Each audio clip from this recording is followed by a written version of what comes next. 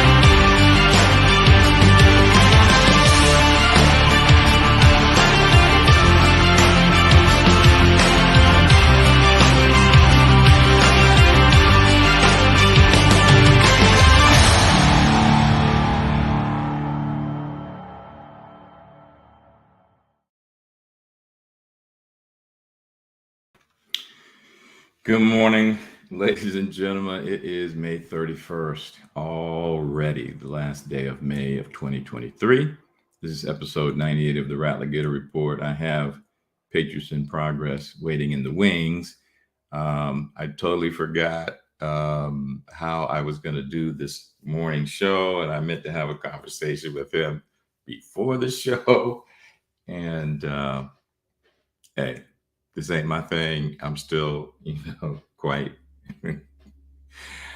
unprofessional in how we do what we do. And it's kind of funny. I think I may want to, I had originally intended, let me just admit this up front, to just do entirely the Bitcoin show and have this conversation back and forth with Patriots in Progress. I'm rethinking that on the fly. Because there's so much discussion about the compromise that Speaker McCarthy worked out. And, I want to share the screen. I just sent a tweet. I hope this works. Sean, I'm going to bring you in shortly. Just hang tight. But I want to see if I can share this screen of a tweet I just sent out. Yeah, and it was to G Money. And so let's look at this real quickly. He's talking about, if you go read his thread, he's talking about Donald Trump, and he's just destroying his support right now. And my response is, I'm not sure it's costing him support, these things he's putting out and saying, etc. I'm not sure it isn't. But I am sure it is forcing his supporters, those of us American citizens who are first sovereigns, to focus more on the mission and less on the presented material by the man. This is one of the things they've been trying to do throughout his administration and in this follow-on with Biden's foolishness. In other words, he's trying to increase discernment among us.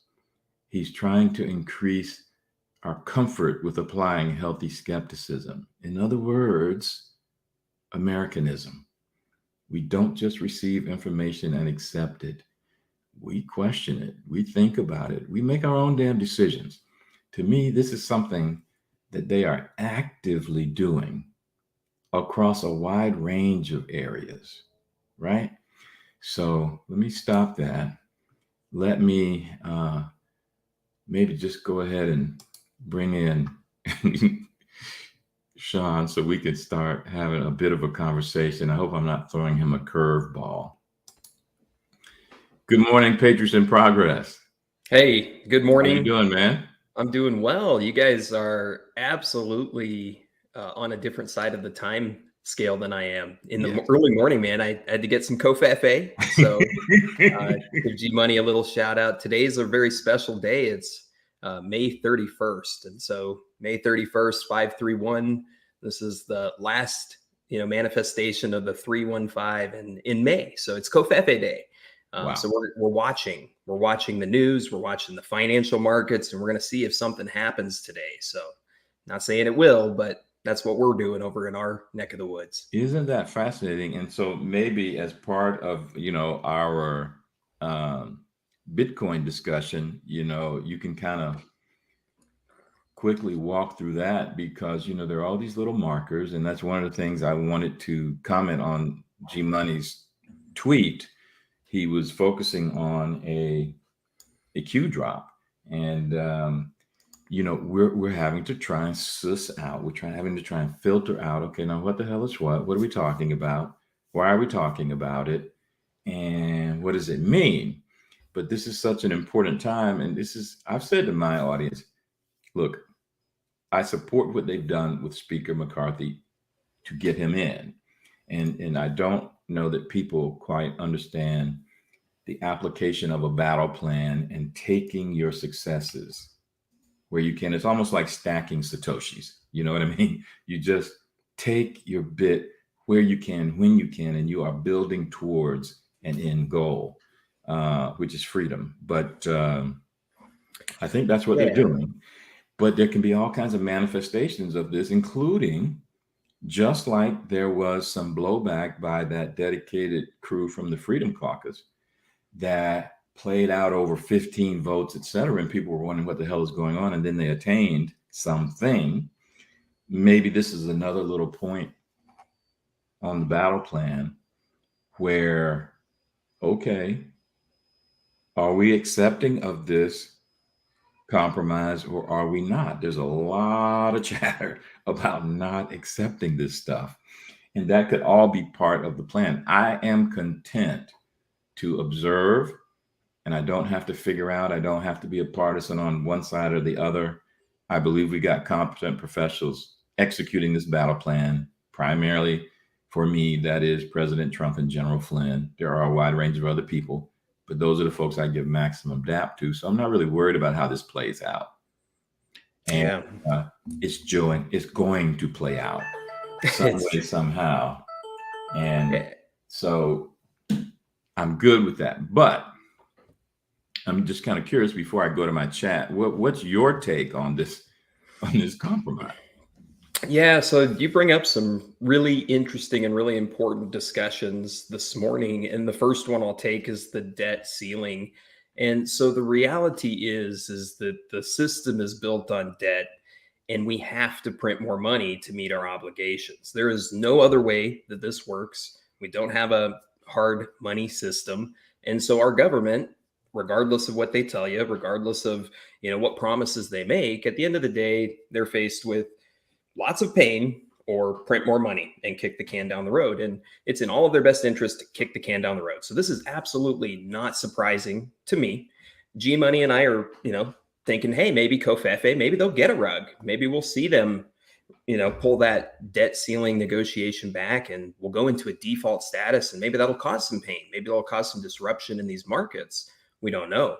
And so what we need to be thinking about as Americans, as we move forward, is what is the foundational layer of our economy, our information substrate going to be, right? And it has to trend backwards towards hard money, right? We have used gold for thousands of years, right? That is a step in the right direction. But gold always gets subverted. So we got to go a little bit farther this time, right? If we want to secure freedom for centuries to come, we got to go a little bit farther than gold. We got a little bit better technology. And so we'll get into the Bitcoin conversation later. So that's what I'll say on the debt ceiling. And then you bring up the kayfabe, the RFK, Ron DeSantis, Trump stuff, all the things that G Money's saying, all the things that we've said on Rug Pull Radio. And what I want to say this morning to all the people listening is the number one thing that me and G Money and other folks that are in our Bitcoin crowd are trying to get folks to do is simply do what JB said today.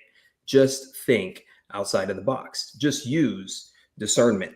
Just have some patience, right? Instead of emotionally reacting to everything that we see and getting into all these little cuss and discusses in the chat logs and stuff, let's focus on the mission.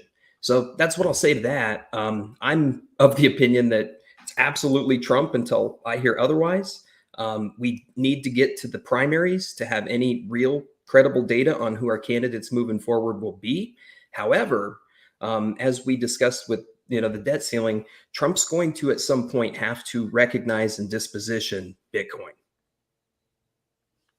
Yeah, that's an interesting point because, for our audience in particular, and so let me go greet and just scroll through some of our comments. We do have skepticism, healthy skepticism in this audience and people trying to figure. It's one reason why I wanted to bring you on and bring G Money on and just let's have a casual conversation about this technological revolution, because this is really what it gets back to. And as you say, we're trying to take a step forward that will carry us forward for generations and disallow some of the extractive industry manipulation. Not to say we're attacking gold or anything like that, but just think about what gold means historically, what it means now, and how it allows for insertion by nation states, manipulators, etc. I mean, there's just no way around that, logically speaking, when you're talking about gold. But let me, good morning to each and every one of my chatters and everybody else who is listening. So pleased y'all were able to join us. You see that Patriots in Progress has commented in the chat. We are so pleased to have him here. We're looking for a great discussion. And I hope, Joe K89 is saying, hey, let's talk Bitcoin. I hope y'all are ready and willing to ask questions, any questions, and let's see if we can't get a little bit of clarity, on what the heck we're talking about, why the heck we're talking about it, and how all of this fits within the politics of the moment, world events, etc. Okay. So I want to come back, bruh, and give the floor to you. I want to let the audience know, hey, I sent a document out just talking basic stuff, but really, I want to really turn it over to you to lead the discussion, and let's try and interact and operate off of the chat if some questions are generated. But if you can just kind of sort of say, okay, for those who don't really understand this Bitcoin thing, right? Let's start having a discussion about the basics, and you can do that however you want. We don't have to go through these point by points overview. That's just something of a reference. Okay, so floor is yours. All right. Well, thanks for doing this. I absolutely love the format, and I love that you're still getting into your groove here. I love that's a little unprofessional and raw here this morning, helping me get into my groove because I'm not usually up this early. Let's be honest. Yeah, a little bit of sleep. And so in terms of how I'm going to talk about Bitcoin today, I think I am going to approach this in a way that you never thought I would approach this before. But before I get there, I want to do three things. I'm going to show 3 books. So for the people out there, there's a couple books. If you're just interested in this topic, interested in anything else, this one's The Price of Tomorrow. It's about deflation. So you think we have a bad time with inflation? Wait until we encounter some of the hidden deflation that's out there in the system. This next one's cover that so it doesn't click. But the Bitcoin standard, just about monetary information, monetary history, monetary policy, what makes money money. And then very at the end, it talks about Bitcoin. So what we always say on our channel is if you're a gold bug, you're a silver bug, we love you. You guys are already most of the way there, right? You understand money, you understand inflation, and you just got to go down the rabbit hole just a little bit farther to understand what Bitcoin brings to the table. And then lastly, and this is why the conversation will look a little differently this morning, this is a book, this is a thesis. There's a gentleman, he goes by the name of Jason Lowery. He works for the Space Force. He was one of the commissioned officers in 2017, 2018, underneath Donald Trump. He worked with a group of other, officers to create the Space Force, right? He is currently going to MIT, and he put out a thesis. It's 404 pages. It's called Soft War, right? And it's called a novel thesis on power projection and the national strategic significance of Bitcoin, right? So those are some big words from a major in the Space Force. Not very high, but somebody in the Space Force, no doubt. So got our ears perked up. That's what we've been reading. And what I want to start with today is I want everybody to stop thinking about Bitcoin as money, right? It is money. It's the best money we've ever invented as humanity. However, it's much, much more than money. And so what I want to start with today is just an explanation of our current state of affairs, right? We're operating right now, JB and I, all the audience people, you guys are chatting. We're using the World Wide Web. We're using the internet, right? And this is a system that's created, and all of the bits of information that are out there, all of the little ones and zeros that are, showing you what colors that are on your screen and telling you which letters to put in which order, all of those bits of information are unsecured, right? They're vulnerable. Somebody can exploit those, attack those, hack those, fraud those. And what we're kind of faced with is a pyramid structure, right? Just like our government, just like our, politics. And as you go up that pyramid, right? If I'm Elon Musk, I have more control over those bits of information, right? And we've seen this, right? If I'm Jack Dorsey, I have more control over those bits of information. And so what the major from the Space Force is trying to say is Bitcoin is a novel way, a brand new way to secure our data in cyberspace that also doubles as money. So let's start there. It's a little thick, but I want to break that down. I want to talk about Bitcoin. We can talk about Bitcoin in the context of money, the ledger, the mining. We can absolutely do that. But I think the more important discussion is Bitcoin is a national strategic priority. That's good. That's good. Yeah, I'm going to bounce this off you a few times. I don't want to, talk nonstop. No, that's coffee, fine. but, and I want to say to the audience, for instance, I see Eurythmic. Okay, he's put forward a question. It's not that we're going to, and here's the question, Sean, just how is Bitcoin protected from having the internet transactions being cut off with the flip of a switch? Most say Starlink, but then Musk controls my money. These are the kind of questions we get a lot. I don't know if you want to quickly address that kind of question, but I do want to say ahead of that, what I anticipate for Friday's show is going to be something of a wrap up of this discussion, and then a point by point that walks through the basics of Bitcoin in an explanatory form, the way I see it, which I've already shared with Sean and G Money. So this is their take, right?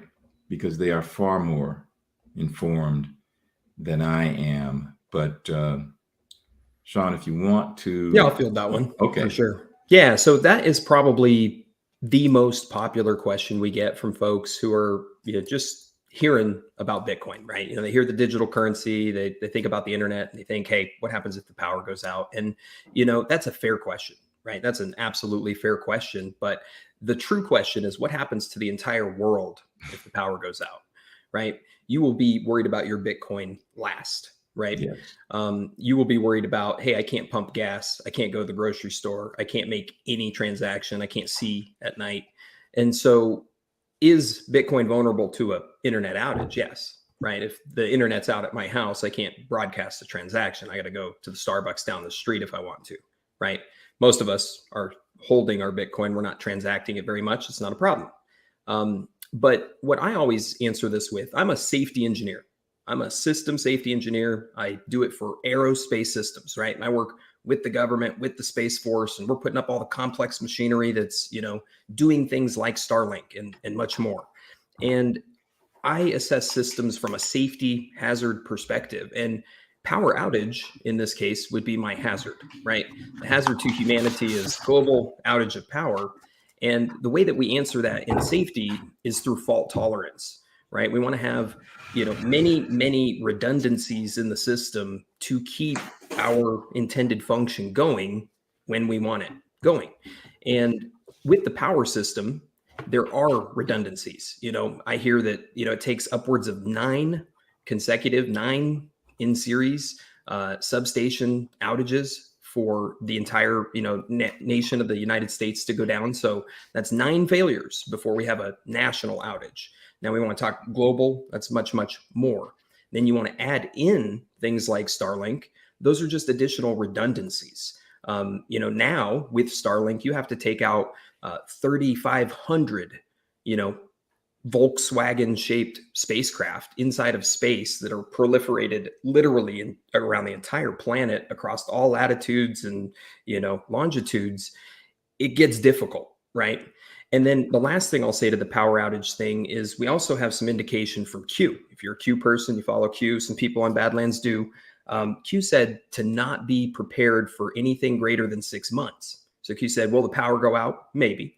But we have a black eye in place and to not prepare for anything longer than 6 months. I think Q's saying if it's longer than 6 months, we by and large failed. Yeah. And, the thing about the redundancies too, when, Eurythmic is asking about his money and Bitcoin, and now you're a slave to Starlink. Well, you're not a slave to Starlink.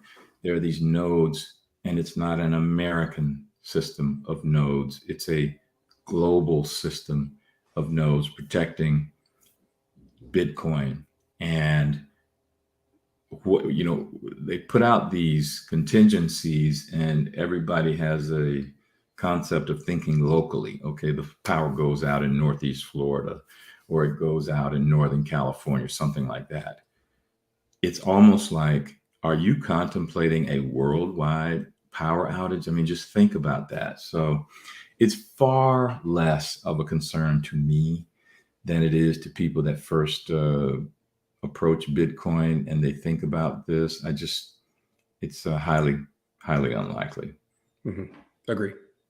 Yeah. So go ahead, man. Let's just charge through with your. Yeah. So that's a good introduction to the conversation. And again, I just want to get folks thinking a little bit differently about this. And so how we usually break down Bitcoin is as a money. People see it as a money. G Money and we actually run a service called endthebankers.com, and we help people get onto Bitcoin. So if you're new and you want some help, just reach out to us. We give free consultation, and then if you want to go with us, you can go with us, but we help people get hooked up. And the way that I always say, Bitcoin is a ledger, right? You have that on your sheet here, right? That's what it's doing. It's an accounting system for all of those bits of information, all of those Satoshi, right? Each Satoshi is a bit of information, and we've dubbed that money in some sense. And so these bits of information, they're out there, and the miners are validating transactions. They're looking at who's sending Bitcoin where, and we just get this ledger. So that's really all this Bitcoin time chain, whatever you want to call it, is just a ledger. It's a history. It's a library of information.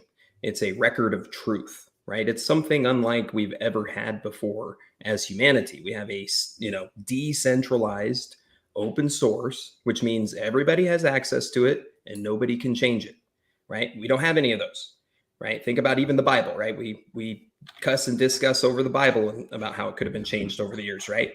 Because it's not immutable, right? The words on it aren't immutable. Whereas Bitcoin will be immutable. It won't be able to be changed over time. And so you get this history of all of the movement of these bits of information.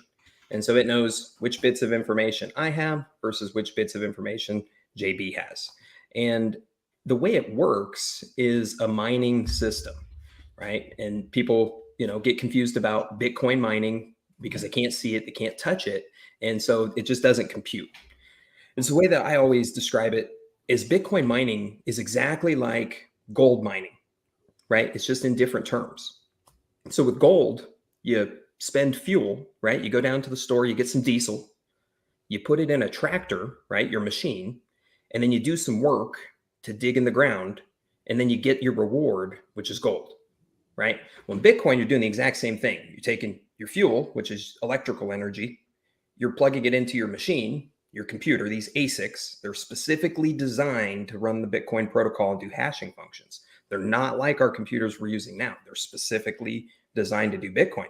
They're 2,200 times more powerful than our computers, that we're using now. So you plug that into there and it does electrical work. It's doing these mathematical computations, these hashing functions.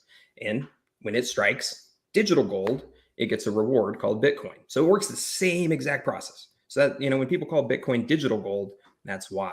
It's the same process. It's got a lot of the same mathematics. And then as you study Bitcoin, you actually find out that the mathematics long-term, it beats out gold as the inflation rate goes to zero. So that's really what we have. We have a unit of account, this ledger of measurement for all these bits of information. And we have this mining process that's keeping the network secure. That's that digital protection. That's our army, if you will. Right. And so what I'll mention in terms of how secure is Bitcoin, because that's usually the next question after you talk mining. Well, Bitcoin is 2 times as powerful as the United States Navy, right? So people always say the United States dollar is backed by the military, right? It's backed by the US Navy. Well, Bitcoin is backed by 2 of those, right? 2 of those navies that people will reference. And that's in terms of megawatts. So we're actually talking like 10 fully, the most large nuclear plants that we can build, the 1 megawatt capacity ones, 10 of those is running Bitcoin, if we put all that energy together. So it's just massive. It is absolutely massive. People always ask the next question, well, what about all these other coins? Well, the way that I always describe it is hash power, right? The power of the network. How much power is that? So if I want to secure my money, I want to have the best network, right? The strongest network. And so what is the next strongest compared to Bitcoin? Well, if Bitcoin was Mount Fuji in terms of its power usage, well, the next strongest cryptocurrency would be a toaster, right? And so I don't know about you, man, but if I had the choice between Mount Fuji protecting my time and energy, my precious, scarce resource, my life, and a toaster, I think I'm going to go with Mount Fuji. That works. And in fact, let's just take a quick break. I got to get my commercials in. So yeah, let's get your coffee and let me see if I can figure this out. It's an adventure most mornings for me to try and get this stuff straight, but I think I'm there.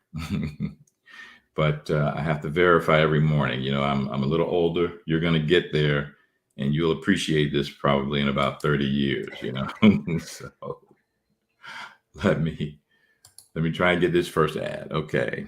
And that is my good friend Brad. Brad with the voice. Benson Honey Farms delivers raw honey straight from the hive to your table. It is their mission to provide you the best raw honey at the lowest prices possible. By not pasteurizing, overheating, or filtering their honey, Benson Honey Farms ensures that all of its natural pollen and enzymes stay in the honey for maximum health benefits. So cut out the middleman and go straight to the source. Visit BensonHoneyFarms.com and use the rep code BADLANDS to place your order today. That's BensonHoneyFarms.com, rep code BADLANDS. So I'm going to be making use of Benson Honey Farms products, even as I try and step back. Sean, I said to my audience, I'm doing a no sugar month in June, and I already know that's not going to happen. But I'm going to try and drastically reduce my sugar intake in June, and we'll see how everything goes with my results. But part of that's going to be Benson Honey. I know that. So hey, Yeah, let's keep best of supporting luck to that you. family business. Yeah, I got some Benson in my coffee right now. I There always you use go. this It's good Benson Honey stuff. Farm. It's It's great. Very good stuff.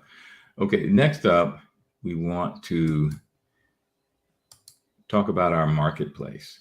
And it's the evolution, ladies and gentlemen, really and truly of what we're trying to do in building this parallel economy.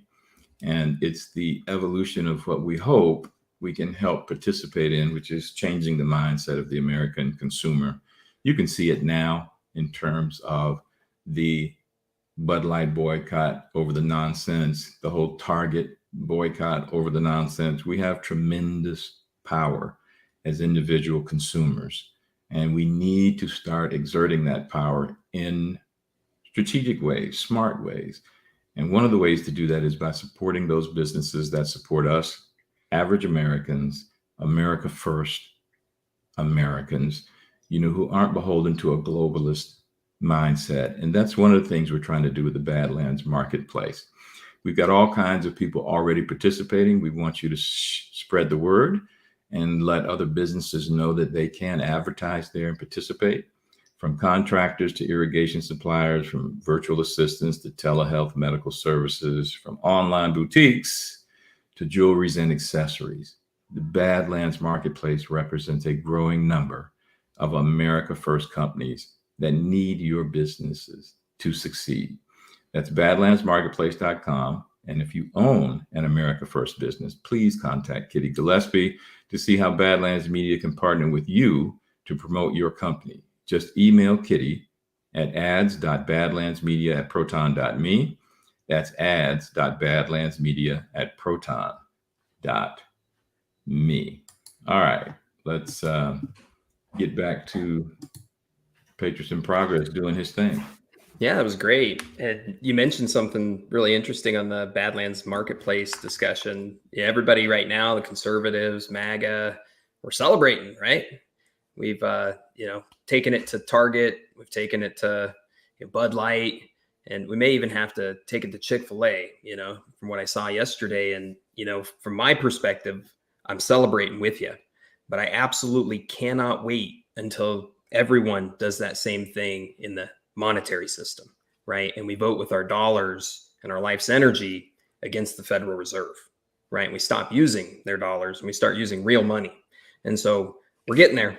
But I encourage you guys, come on, use that energy right there. You think Target's a big enemy. You think that's a celebration. Wait till we're celebrating the, downfall of the creature in Jekyll Island, right? That's going to be a party in the streets. That's going to be the one I'm celebrating at. So yeah, just join us, learn about this stuff. And that's what we always say is Bitcoin, if you're new to this conversation this morning, it might sound like a foreign language, right? It's because it is, right? That's all computer software is a foreign language. That's all mathematics is a foreign language. That's all any of this is just etymology, right? It's just symbols and, order, patterns, all of that we attribute meaning to, right? And so that's what we're doing every day. So just stick with this stuff, right? Just listen to Rug Pull Radio. Come join us. We do our shows every Thursday night at 10:30 p.m. Eastern time. And we have a great time, right? It's a little abrasive, So, most people, we got a lot of people that like us. We got a few vocal people who, tell us how we need to fix the show. And we try to incorporate none of that. And, all of that stuff. It's just, you got to listen to it, right? You just have to sit with it. Because for me, it probably took me a good, I'd say 3 to 6 months to really feel like I was comfortable, right? Like I said, I'm a mechanical aerospace engineer. I'm not a software guy, not an electronics guy. And so it took me a little bit of time, and so that's just encouragement this morning, and these folks that are calling G and I and the Docta working with us on Oplin Bitcoin, they're of all different shapes, sizes, colors, backgrounds, religions, and we love them all, right? We've helped all kinds of people. So anybody out there can do it.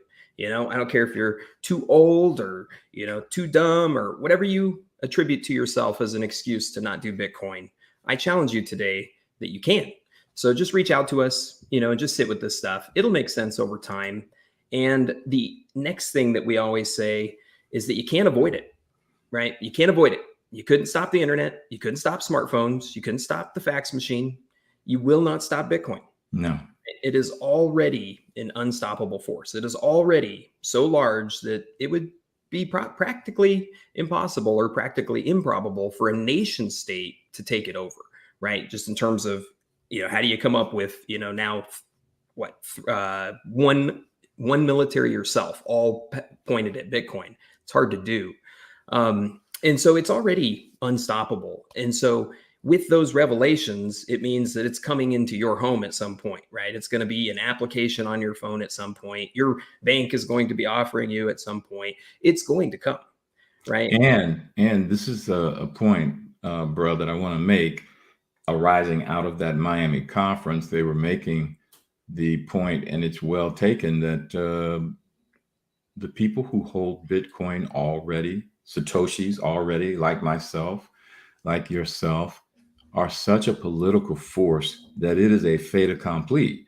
When people are sitting up here talking stuff, it's a tremendous voting block that to me, it's another component of the nothing can stop what is coming.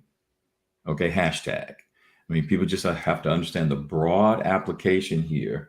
And also the fact that, you can see that there are some XRP adherents and other people, ETH, all like that. Okay, fine. But everybody's trying to be Bitcoin, but there can only be one. I say this on this program all the time. There can only be one. And Bitcoin is that one. Agree. There is no second best. This is a 0 to 1 invention. It's like fire, right? Once you invent fire, you kind of have fire, right? And you just have to realize what you're dealing with and wrestle with that as a humanity, right? And I think Bitcoin's like that. It's one of those technological breakthroughs. It's one of those Schelling points, if you will. I think it's absolutely going to change the way that we do society, the way that we do governance, the way that we do business, the way that we do everything. Why? Because it's, for the first time in human history, a record of truth, right? We have never, ever, ever had a record of truth that we can say with certainty is what it is without any human intervention and manipulation, right?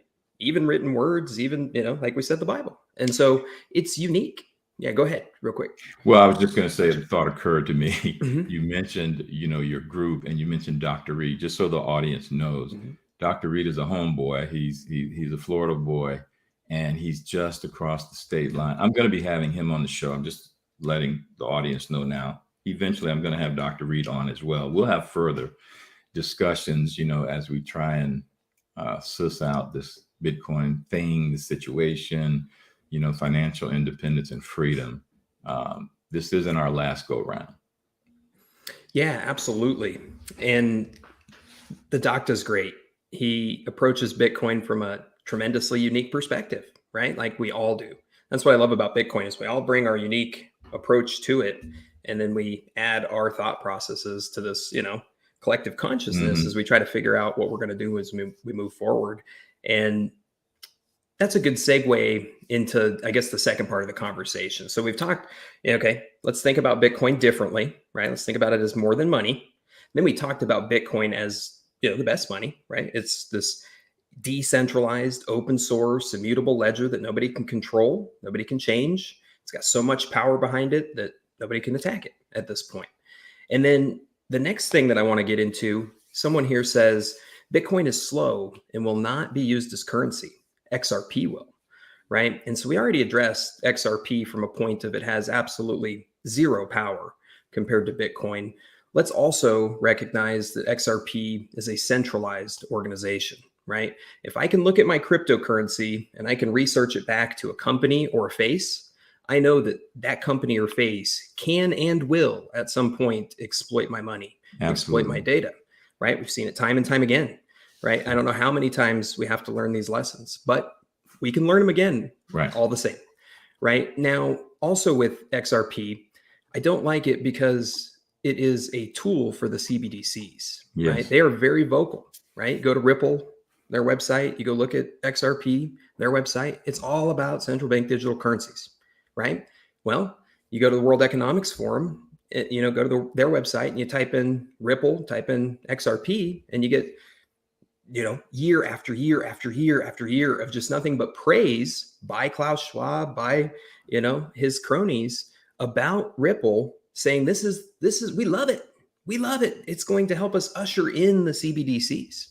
So take that data for what you will, and everybody's free to make their decision at the end of the day, right? But there is no second best with Bitcoin. And the reason why I wanted to address that comment was not because of the XRP component, which I had to address, but I wanted to address it because people always call Bitcoin slow, right? That's not a bug. That's not, exactly. That is a feature. Bitcoin is intentionally reverse optimized. And so the way that Jason Laurie, the Space Force guy, breaks it down is what we've been doing as humanity for the last, 50 years, 60 years, is we've been making computer chips smaller and smaller and smaller, right? They're cheaper, they're faster, they're, everything that we want them to be. And so every, 2 years, every 4 years or whatever, they get twice as fast, right? Every time you buy a computer, it's already outdated, right? It's crazy how fast that technology has progressed.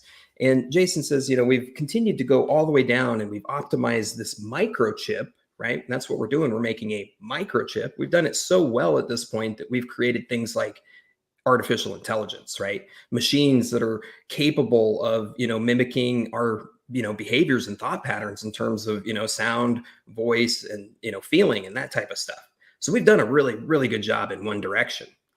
But have we ever considered, hey, what if we went the opposite direction, right? Would there be a practical use case for a macro chip, right? A computer chip that was so big and so energy intensive and so slow? What would be the use for that, right? Well, it come to find out, that's what Bitcoin is. It is a macro chip. That's why I wanted you to think about it as more than money. Envision this. Bitcoin is a computer chip, and we have plugged it in to the electrical power grid around the globe. It measures and monitors all of that digital activity in terms of hash power around the globe. And it digitizes that information into secure bits of data, right? New bits of data that we've never had before, right? Bits of data that are backed by real world phenomenon, right? That's why we say Bitcoin's backed by energy, because it's turning energy into digital bits of information that we can then trade, we can do things with. But it's intentionally slow so that nobody can break it, right? It's slow so that it uses all that power so that nobody can, overpower it, because we want it to be secured. It's doing an entirely different function for humanity than the microchip, right? And so when you think Bitcoin, you think your computer, they talk together. We put the computer chip onto the world. So now the world is a computer. And then we took the world and we plugged it into the internet. Right. That's what Bitcoin is. It's this weird phenomenon that we've never, ever done before as humanity.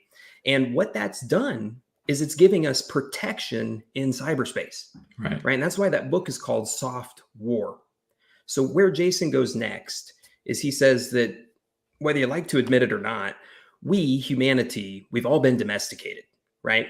We have been, conditioned over time to not like the things that keep us alive. Primarily, killing for food and, securing your resources with physical power projection, right? We still do that, whether or not we like to admit it, right? I eat a lot of animals and, I like to have my house, without anybody else in it, right? And so we project power all the time, but we usually outsource this, right? Well, I don't go fight the wars. My government does, right? My Navy does, my Army does. We outsource those activities to those folks. I don't kill my meat. My butcher does. My farmer does, right? And so over time, generations and generations go by, and I don't have to kill my food. So now I don't think that projecting power is very important, right? I want to become a pacifist. I want to become a wussy, right? And I don't want to fight wars. And I want to, everybody's, got a say and a truth. And I want to just kumbaya with everybody. And, everybody can live in my house. We'll just do this communal orgy and, we'll just have a great time, right? Open borders, all that crap. Work. It never works. And yeah, you mentioned the border, right? There is a reason why there's 196 individual representations of a nation in this world. It's because 196 of them at some level have said, I don't like your stuff. I want to keep my stuff and I'm willing to fight for it. Right. And that keeps us away from a one world order, one governing strategy over the entire world. So war is important. There's emergent properties of war that are beneficial, and we just forget that. And so what Jason says is, once you recognize that war is necessary, you look back at time and you say, man, we fight a lot of wars, right? And it looks like every single time we fight wars, they just get more devastating and more crazy, and more people die, and the bombs get bigger, and we get more tools and more crazy. And here we are in a situation where we're faced with mutually assured destruction, right? So if I'm the United States and I'm going against Russia, I don't like them, they don't like us, and I want to change their rules and they want to change my rules. Well, we can't do that, right? Because if one of us goes to take the other one out, we'll both get taken out, right? There's no winners. And so because the world is in this stalemate, right? Q talks about a world stalemate. Because we're in a stalemate, we can't solve the ledger. We can't legitimately, as humans, dictate what, the world should be, right? Nobody has won that battle. And so here we are, we're cussing, we're discussing, we're going crazy, right? Trump derangement syndrome, Brandon derangement syndrome, everything derangement syndrome. We're just going crazy because we haven't been able to punch somebody in the face and have them knocked down and know that somebody won, right? We need a winner, right? And that's, I think, what we're all begging for at this point. And so Jason says, we can't do it kinetically.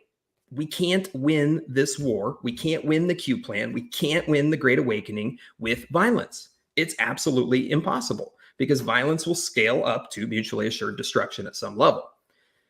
However, we have Bitcoin. And since Bitcoin's different, since Bitcoin's this macro chip that is putting real world power inside of the internet, we now have a way through this mining process, through this competition that's global, this inegalitarian lottery, if you will, to fight wars. We can literally now scale up to an infinite amount of energy, fight wars with Russia, see who wins the Bitcoin, and we don't have to expend one bullet, right? This is non-kinetic. And so that's what Jason's really trying to flesh out. And so he's like, okay, it's got cybersecurity implications. It's like the best cybersecurity system we've ever created. So it's national security priority. It also serves as money. So people are getting it confused right now. They're missing the bigger picture. And what is the most important is it literally gives us an out of nuclear stalemate, and we can move forward as humanity, being able to fight wars in a peaceful manner to secure our property, secure our ledgers, secure our policies and our belief systems without trusting a judge, without trusting a president, without trusting a king and a queen and a monarch, right? So let me stop there and see what you think about all that. Yeah. While still requiring some work and effort, when these people start talking about universal basic income, I just think you understand nothing about humanity. Do you not understand the people you grew up with, went to kindergarten with? Have you not paid attention to human beings?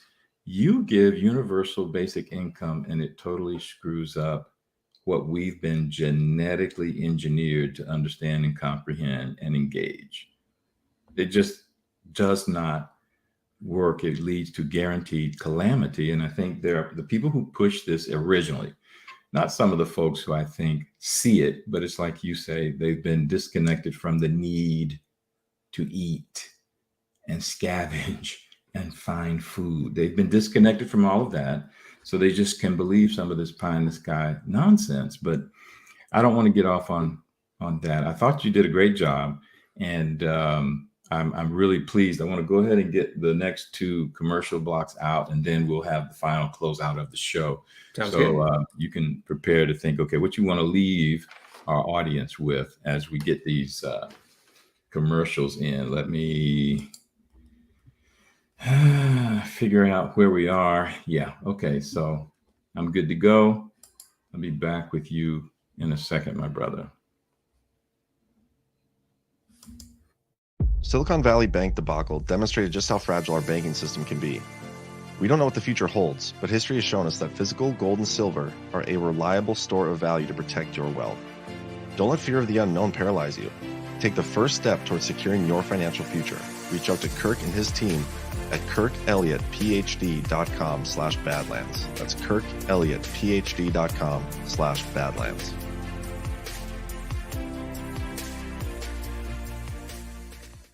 Hello, Badlanders. Are you worried about spike proteins and how they may impact your health? Are you looking for help but don't know what to do? The Wellness Company has an answer in the form of their clean, pure, all-natural spike support formula developed by experts like Dr. Peter McCullough. The Wellness Company's spike support includes incredible nattokinase, dandelion root, black sativa extract, green tea, and Irish sea moss. Even better, the spike formula by the Wellness Company is vegan, gluten-free, and made right here in the United States. Buying American-made, naturalistic ingredients of this quality separately costs over $100. The Wellness Company's spike formula is only $65.99. Go to spikedefend.com to order spike support today and use promo code BADLANDS for 10% off. That's spikedefend.com and promo code BADLANDS for peace of mind if you are concerned about spike proteins. Now, Sean, hold your thought. I want to briefly address these two commercials real quick, because I repeatedly say on this show, Kirk Elliott is a valuable member of this advertising community that supports us.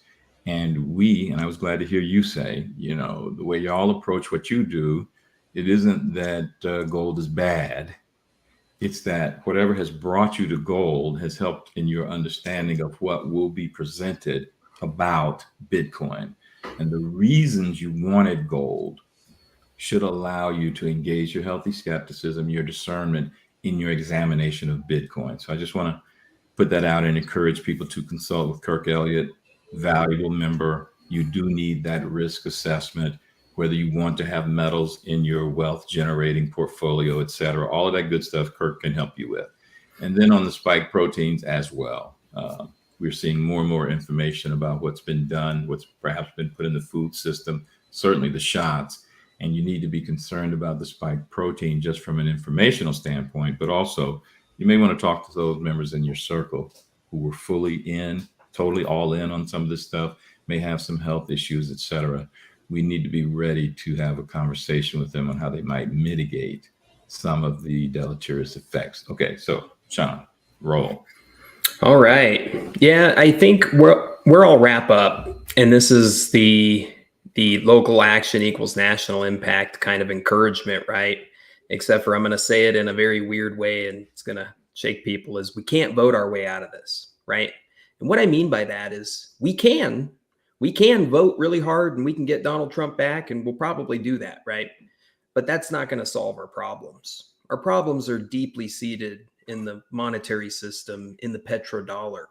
And so until we reestablish that monetary system and build on a solid foundation, right? That's what the Bible's all about. Build on a solid foundation, not sand, right? We've built on sand. This system is collapsing into the abyss, right? So until we make that switch, we cannot hope for long-term justice, right? As we've seen with like the Durham indictments and some of the other things that have transpired, we can arrest them. We can have all the data on them. We can put them in a courtroom. We can accuse them nonstop, but it doesn't change very much when you don't have the abstract power. So where I'll end is, as we get domesticated, we allow ourselves to succumb to these belief systems, right? They're belief systems by our government, that the government is going to take care of us. They're going to feed us. They're going to solve all of our problems, right? We just have to sit down, drink our Bud Light, watch our football, and be fat, dumb, and happy, right? However, over time, infiltration happens, right? The country becomes desirable, right? All that prosperity becomes desirable, and enemies come, whether at your gate or inside your home. They come and they exploit that belief system. And that's what we're seeing happening right now, is we're being exploited. Right? We're coming up with rules, the state legislature say, you got to have state ID, right? And we do state ID. And then here they come with some machines this time. They're going to do machines this time. And now we fight about, how do we solve the machines? And we put rules and regulations on the machines. And then, here they come with, mail-in ballots. And the point is they're always, always, always going to come up with a new way to exploit your belief system, because it's an abstract power hierarchy. So Bitcoin provides us with this new novel way to project power Digital 1776. This is a revolution. This is the no taxation without representation. When I put my time and energy in Bitcoin, I am projecting power back against. You can't have this. You can't get this to the Federal Reserve.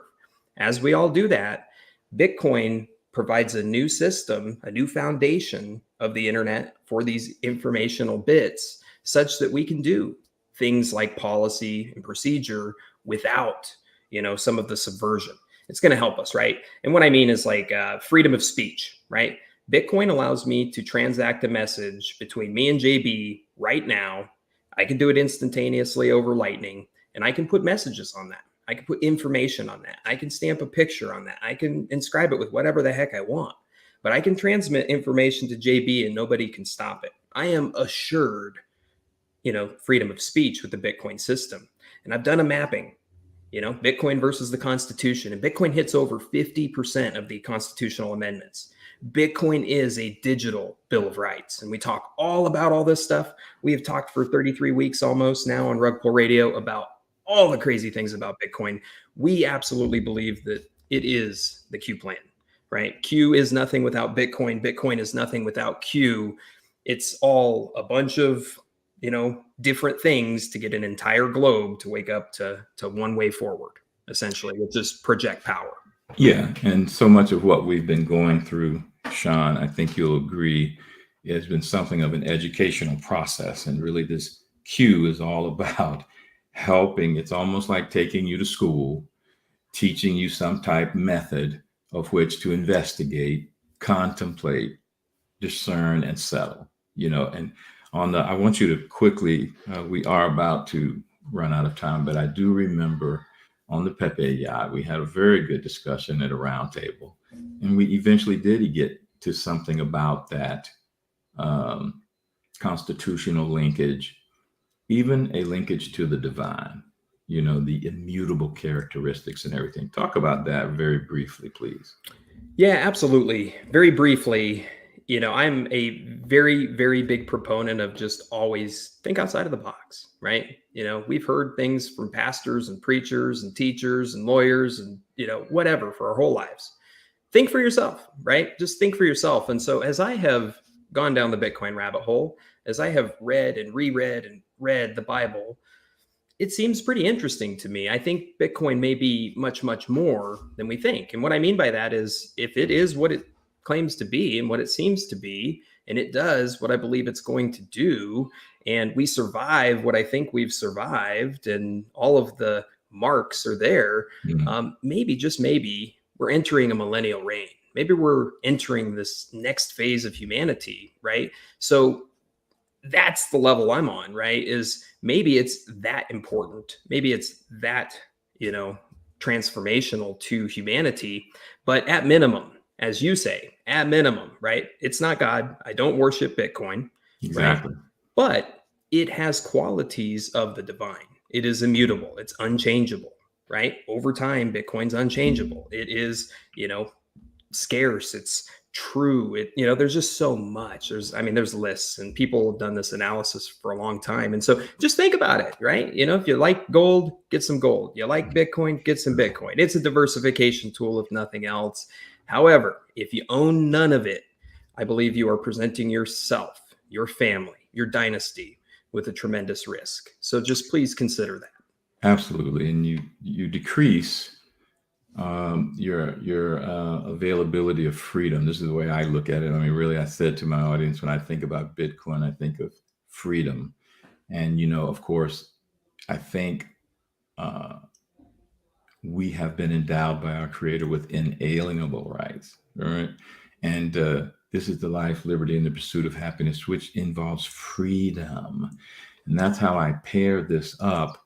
It isn't that I saw some criticism yesterday of G Money saying he worshiped money as God, or so. I may have misunderstood all of that, but it's not about that. I don't think that's what G Money is doing, but it is about freedom, and so much flows outward from that inalienable right to freedom.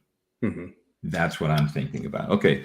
So look, bro, I thank you so much. I hope the audience has enjoyed the discussion.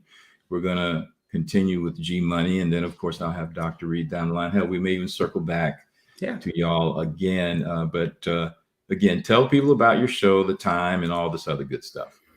Yeah, please do have me on again. Always willing to talk this conversation and others. I'm pretty, well-rounded.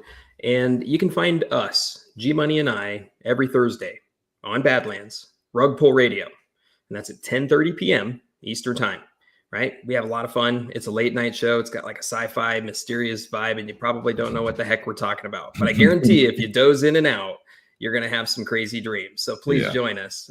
It's just absolutely fun. We have a good time. And then you can find us if you're interested in going down the Bitcoin rabbit hole.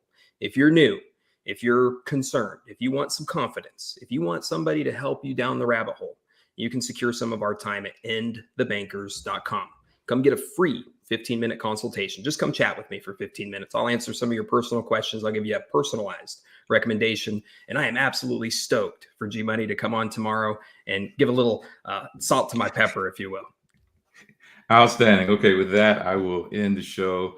Thank you so much, everybody, for joining us for this discussion. And I look forward to seeing you tomorrow morning when we bring on G Money himself. Okay? Later, Gators.